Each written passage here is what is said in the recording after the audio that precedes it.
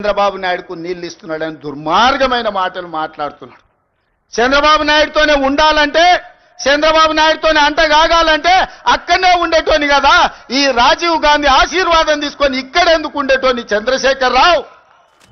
ఆనాడు సోనియమ్మ నమ్మించి కాళ్ళకు దండం పెట్టి కడుపులో తలకాయ పెట్టి నీతో చేరతాని అబద్ధాలు చెప్పి నట్టేట్లో ముంచి నడి బజార్లో మోసం చేసిన చరిత్ర నీదైతే తెలంగాణ ఇచ్చిన సోనియమ్మకు అండగా నిలబడాలి.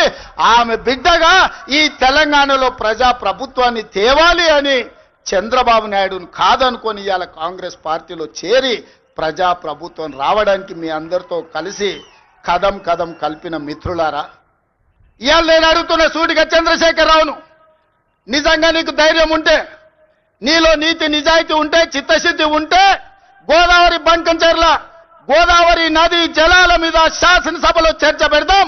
స్పీకర్ కు లేఖ రాయి నువ్వు చెప్పిన తారీఖు నాడు అసెంబ్లీ పెట్టించే బాధ్యత మా శ్రీధర్ బాబు గారు తీసుకుంటారు. నువ్వు నేను చర్చ చేద్దాం. గోదావరి జలాలలో తెలంగాణకు అన్యాయం చేసింది ఎవరు?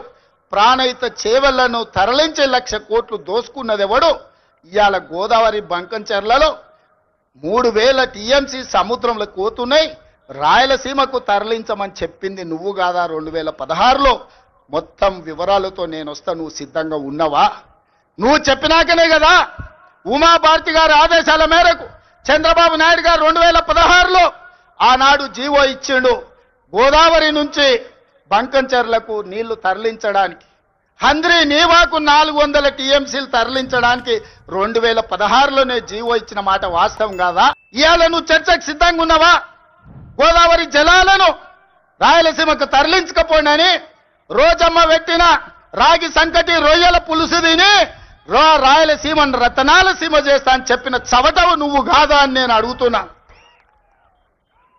నీకు జీవితం ఇచ్చి, నీకు బతకడానికి నీడనిచ్చి, నిన్ను ప్రజాప్రతినిధిగా చేసి తెలంగాణ ముఖ్యమంత్రిని చేసిన తెలంగాణని ఎడారిగా మార్చి వందలాది గోదావరి టీఎంసీల నీళ్లను రాయలసీమకు తరలించమని చెప్పింది నువ్వు కాదా?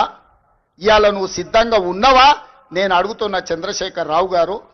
నీ వంది మాగదులతో మాట్లాడించడం కాదు, నీ శనీశ్వరుడైన అల్లుడితో మాట్లాడించడం కాదు. నేను సిద్ధంగా ఉన్నా. గోదావరి బంకంచెర్ల ప్రాజెక్టు మీద నువ్వు చర్చకు రా. స్పీకర్ గారికి ప్రధాన ప్రతిపక్ష నాయకుడిగా లేఖ రాయి. శాసనసభ సమావేశాలు పెడదాం, ఎదురెదురుగా నిలబడదాం, మాట్లాడదాం.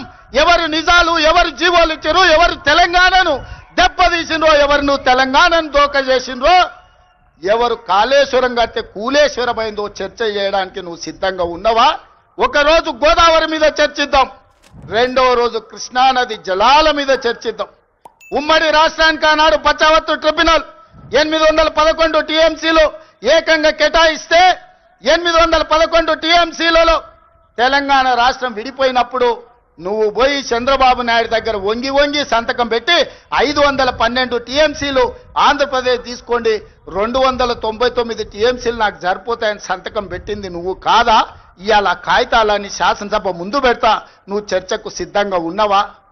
10 ఏళ్లలో ఏ ఒక్కరోజు కూడా కాగితాలు రాసుకొని పంపకాలు చేసుకున్నా 299 టీఎంసీ నీళ్లు ఎన్నడూ వాడలే. 200 టీఎంసీలు కూడా నికరంగా ప్రతి సంవత్సరం వాడలే. కేటాయింపులు 68% పరివాహక ప్రాంతం తెలంగాణ ప్రాంతంలో ఉంది. ఓన్లీ 32% ఆంధ్రప్రదేశ్లో ఉంది.